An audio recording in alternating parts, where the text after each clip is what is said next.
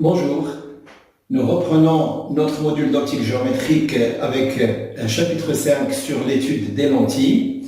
Nous commencerons ce chapitre par l'étude de lentilles épaisses. Ensuite, nous passerons à l'approximation qui va nous permettre d'obtenir une lentille mince. Nous allons étudier le stigmatisme, démontrer la relation de conjugaison, la formule du grandissement, les cas particuliers de lentilles convergentes et lentilles divergentes, la notion de foyer, et on va par la suite passer à l'étude des doublés de lentilles. Alors, pour les lentilles minces, nous commençons d'abord par les généralités. Donc, on peut définir une lentille comme étant un système formé par association de deux dioptres dont l'un au moins est sphérique. C'est un système centré d'axes, la droite joignant les deux centres de ces deux dioptres. Donc, puisque nous avons deux dioptres, nous allons avoir un sommet S1 et un sommet S2 et nous allons avoir un centre C1 et un centre C2. À chaque fois, si les deux dioptres sont sphériques, nous aurons deux sommets et deux centres. Alors, plusieurs formes sont possibles. Nous pouvons avoir cette configuration, c'est la biconvexe. Cette configuration, c'est le plan convexe. Cette troisième configuration, c'est la biconcave. La quatrième configuration, c'est le plan concave. Le dernier, c'est un ménisque convergent à bord mince. Nous avons aussi la possibilité d'avoir un ménisque à bord plutôt épais. Celui-là, il est convergent et le ménisque à bord épais, il est divergent. Nous allons appeler la distance qui sépare les deux sommets S1 et S2 E. C'est ce qu'on appelle l'épaisseur de la lentille. Nous allons définir R1 égale à S1C1 et R2 égale à S2C2 qui sont les rayons de courbure des deux dioptres qui forment cette lentille. En fait, notre objectif est d'étudier la lentille mince, mais nous allons quand même rappeler ce que c'est une lentille épaisse. Donc, on appelle un centre optique d'une lentille. Donc, une lentille dispose d'un centre. Dans le cas d'une lentille épaisse, c'est-à-dire quand S1 et S2 n'est pas négligeable, nous aurons un centre qui va être entre S1 et S2, pas nécessairement au milieu, ça dépend de la géométrie, ça dépend de R1 et ça dépend de R2. Donc on va appeler le centre optique d'une lentille en un point de l'axe, un point de l'axe principal tel que tous les rayons incidents passant par ce point vont émerger parallèlement à sa direction initiale. Ça va vous rappeler un petit peu la lame à face parallèle. Le point O est au centre de symétrie si les rayons de courbure sont égaux et opposés. Sinon, il est plus rapproché de la face dont le rayon de courbure est plus petit.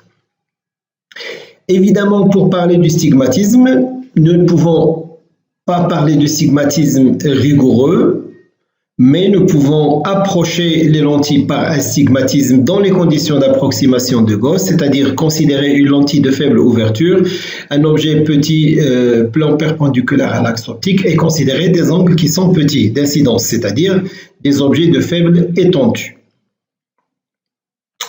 Alors, pour revenir à l'histoire des lentilles minces, donc on va devoir faire ces approximations, ces considérations.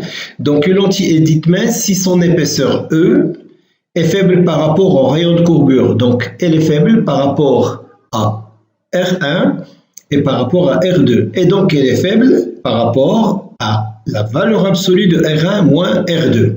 Et dans ce cas, donc on va dire que S1 et S2 sont confondus et ça va être remplacé par ce qu'on appelle le centre de la lentille qui est le point O. Et on va les représenter comme sur cette figure. Donc une lentille convergente se représente comme ça et une lentille divergente se représente de cette façon-là, tout simplement. Sachant qu'effectivement entre S1 et S2, ce n'est pas tout à fait zéro, mais on va supposer qu'effectivement, si l'épaisseur est plus petite que R1 moins R2, R1, je rappelle, c'est le rayon R1, du dioptre D1 et R2 c'est le rayon R2, c'est le rayon R2 du dioptre D2, tout simplement.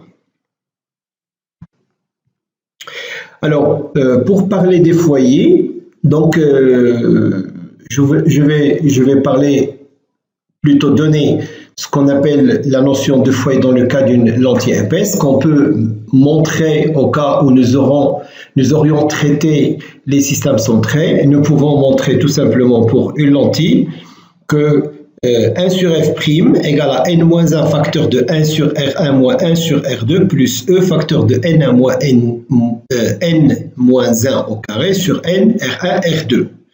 Bien sûr, ça c'est dans le cas d'une lentille épaisse. Donc, puisque nous n'avons pas traité les systèmes centrés, nous n'avons pas traité les points principaux h et h', nous n'avons pas déterminé l'intervalle optique, on va devoir juste se contenter d'écrire le 1 sur f' comme étant ce qu'on appelle la convergence, et on peut démontrer cette relation.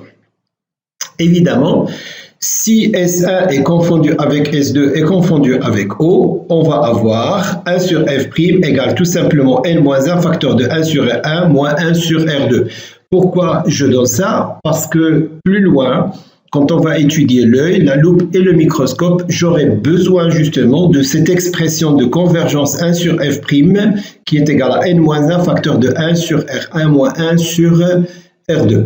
Donc, écrite sous cette forme, 1 sur f' est égal à cette expression égale à moins 1 sur f égale à moins 1 sur hf parce que hf c'est petit f et h'f' c'est petit f'. Nous allons justement faire une autre démonstration, mais cette fois-ci on considère que D1 est associé à D2 en tant que deux dioptres sphériques et on va appliquer les lois et les relations de conjugaison pour trouver donc la relation de conjugaison des lentilles. Mais cette relation, elle est obtenue grâce aux relations, je rappelle, des systèmes centrés que nous n'avons pas traités cette année.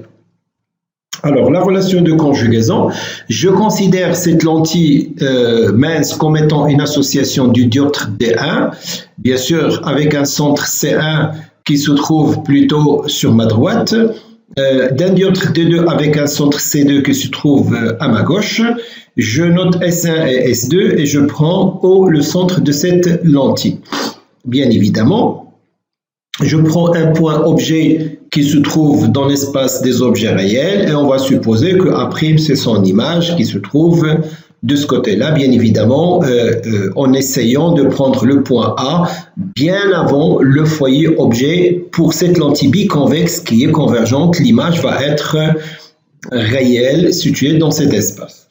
Donc, si j'utilise les relations des dioptres sphériques que nous avons vues dans le chapitre 4, partie 2, je prends un objet qui me donne une image intermédiaire à travers ce dioptre T1, convexe, et ce A1 image intermédiaire, il va me donner une image définitive qui est A' à travers le dioptre D2. Voilà, j'ai fait la composition d'images et je vais passer à l'application de la relation de conjugaison. Donc, pour le dioptre D1, j'ai 1 sur S1A parce que le milieu d'entrée c'est l'air et le milieu de sortie c'est N. Dans le cas du dioptre D1, je le montre ici. L'air c'est ici et le N c'est ici.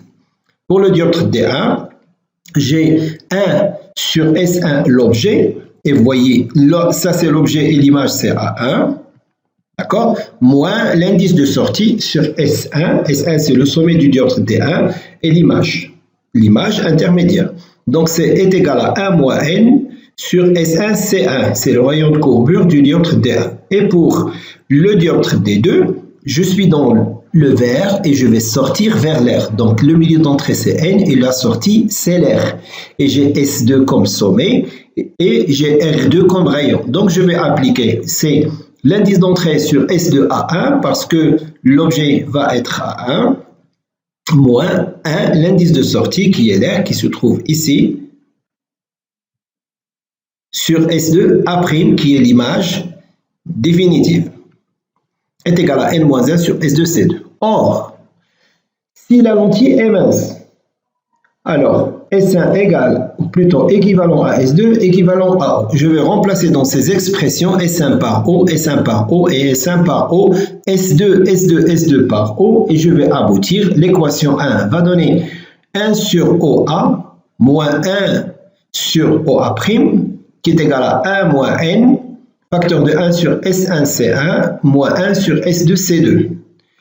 Pourquoi? Parce que quand je remplace dans l'équation 1 le moins n sur OA1 se trouve dans 1, mais se trouve aussi comme étant plus n sur OA1. Donc, si je fais l'équation 1 plus l'équation 2, je vais obtenir cette équation qui n'est justement autre que la relation de conjugaison des lentilles minces. Pourquoi? Parce que, regardez, est égal à 1 moins n facteur de 1 sur S1C1 moins 1 sur S2C2. Rappelez-vous ce qu'on avait. On avait la même expression qui est égale à 1 sur f', mais écrite en termes que n moins 1. Bien évidemment, si c'est 1 moins n, ça va être moins 1 sur f', et ce moins 1 sur f' va être 1 sur f. C'est ce que j'écris ici. Donc, nous pouvons l'écrire comme ça. Si je commence par 1 sur OA', moins 1 sur OA, ça va être n moins 1 facteur de 1 sur S1C1 moins 1 sur S2C2 est égal à 1 sur f'. Et c'est ce que je vous demande de retenir, s'il vous plaît. C'est cette relation de conjugaison, bien évidemment, toujours dans l'approximation de Gauss. Donc, c'est la relation de conjugaison des lentilles minces dans les conditions d'approximation de Gauss. Maintenant, si on considère la lentille mince comme un système centré composé des deux dioptres, mais qui se trouve dans un milieu d'indice n, c'est-à-dire le vert, mais qu'à l'extérieur, on a les mêmes milieux, comme ici, on a l'air et l'air, c'est-à-dire à notre indice n', eh bien, si je fais le rapport f sur f' qu'on avait déjà vu dans les dioptres, qui était égal à moins n sur n', c'est-à-dire moins l'indice d'entrée sur l'indice de sortie, eh bien, puisque n égale à n', je vais avoir tout simplement f égale à moins f'. Donc, on a démontré ici que OF égale à OF', c'est-à-dire que la distance focale objet égale à moins la distance focale image. Donc, ça, 1 sur f' égale à 1 sur OA' moins 1 sur OA, c'est la relation de conjugaison des lentilles minces, et f égale à moins f', c'est justement ce qu'on appelle la distance focale objet et la distance focale image qui sont opposées en modules, sont les mêmes, mais en valeur algébrique sont opposées. Tout simplement. Voilà, donc on peut écrire soit sous cette forme, soit sous l'autre forme. Si vous commencez par 1 sur f, ça va être 1 sur OA moins 1 sur OA'. Bien. Alors, on appelle aussi C la convergence, l'inverse de la distance focale, parce que la distance focale, elle est en mètres, donc c'est en dioptrie, c'est ce qu'on appelle la dioptrie, le mètre moins 1. Donc, si f' est supérieur à 0, la lentille est convergente et la convergence est supérieure à 0, puisque c'est 1 sur f' qui va être aussi positif. Si f' est inférieur à 0, la lentille va être divergente et la convergence va être inférieure à 0. Bien évidemment, la relation de Newton va rester la même. FA, F'A' moins FF' égale 0, mais on peut l'écrire FA, F'A' égale à FF', mais comme F' égale à moins F, soit c'est moins F carré, et comme F égale à moins F', c'est moins F' carré. Et pour les représentations, donc comme j'ai dit que la lentille mince était représentée par ce symbole, ça c'est l'axe principal, vous avez le foyer objet et le foyer image qui sont symétriques par rapport à O, ils sont à la même distance, d'accord? Donc, vous aurez tous les rayons parallèles qui viennent de l'infini vont passer par F'. Si l'objet est à l'infini, l'image est au foyer. Et tous les rayons qui passent par le foyer objet, ils sont rejetés à l'infini. Et c'est ce qu'on appelle la lentille convergente avec un foyer objet et image qui sont réels. Si maintenant on passe à la deuxième configuration qui est la lentille divergente, tous les rayons parallèles vont émerger en ayant un prolongement retour vers F' et tous les rayons qui semblent se diriger vers F vont émerger parallèlement. Remarquez que F est dans cet espace, c'est-à-dire F est virtuel et F', au lieu que ce soit dans l'espace image, elle est dans l'espace objet. F', c'est un point foyer image qui est aussi virtuel. Bien, alors je fais une petite application avec cette lentille.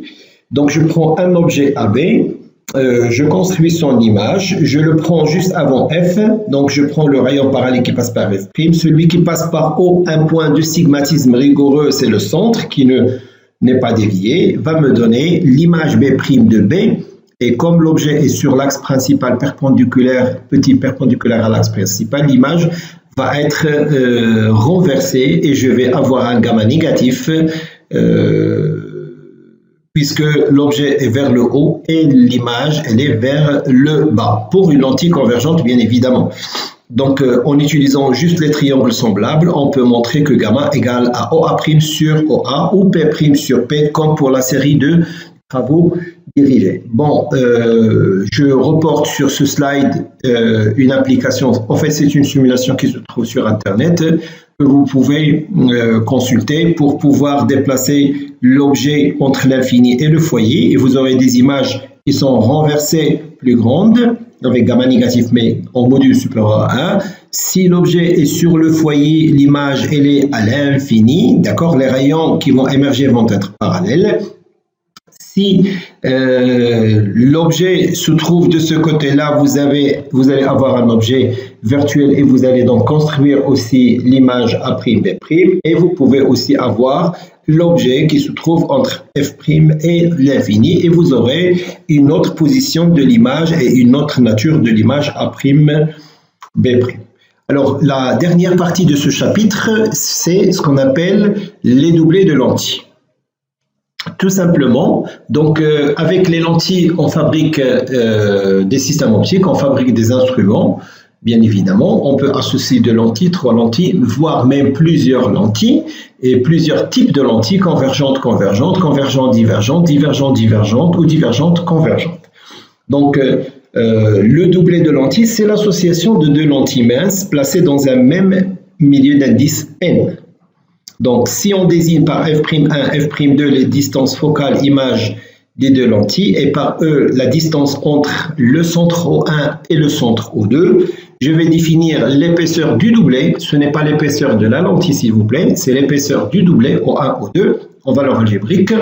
Le doublet sera représenté par le symbole MPQ avec P qui appartient à N étoile, c'est un entier naturel, et M et Q, ce sont des entiers relatifs qui peuvent être négatifs, mais qui ne peuvent pas être égales à 0 parce que le MPQ, ça va être le symbole, va être au dénominateur. Donc, si on appelle MPQ le doublet de deux lentilles, vous devez avoir F'1 sur M égale à l'épaisseur sur P, je rappelle que l'épaisseur c'est O1, O2, égale à F'2 sur Q, est une constante petit a. Donc, soit on vous donnera les doublés, vous allez trouver les distances focales, soit on vous donnera les distances focales et l'épaisseur, et vous allez nous donner le symbole de ce doublet, tout simplement. Alors, en termes de convergence, nous avons parlé de la convergence d'une lentille. Nous avons dit que la convergence d'une lentille est égale à l'inverse de la distance focale, 1 sur F'. Maintenant, pour un doublet de lentille, c'est un exemple de doublet de distance focale 2 cm et L2 de distance focale 4 cm avec une certaine épaisseur. Bon, ça aussi c'est une simulation. Vous pouvez aussi faire déplacer l'objet et vous allez obtenir différentes positions de l'image. Vous avez O1 et vous avez O2 et vous avez donc l'épaisseur qui se trouve là. Donc, pour calculer la convergence de cette association de deux lentilles, ça va être la convergence de cette lentille plus la convergence de la deuxième lentille moins l'épaisseur facteur de C1, C2. C'est ce qu'on appelle la formule de Gullström. Donc, ça aussi, on peut le démontrer sans aucun souci. Donc, mais si vous considérez que cette lentille, elle est accolée à cette lentille, vous allez avoir une épaisseur égale à 0 et donc ce terme va disparaître et donc vous aurez C égale C1 plus C2. Pourquoi je vous dis ça? Parce que si vous prenez par exemple une lentille de contact qui est accolée à l'œil, vous avez pratiquement l'épaisseur pratiquement égale à 0 et donc vous pouvez déterminer la convergence de la lentille qui est accolée à votre œil et vous connaissez évidemment la distance focale de votre œil, donc vous pouvez remonter à la convergence qui est égale à C1 plus C2 tout simplement.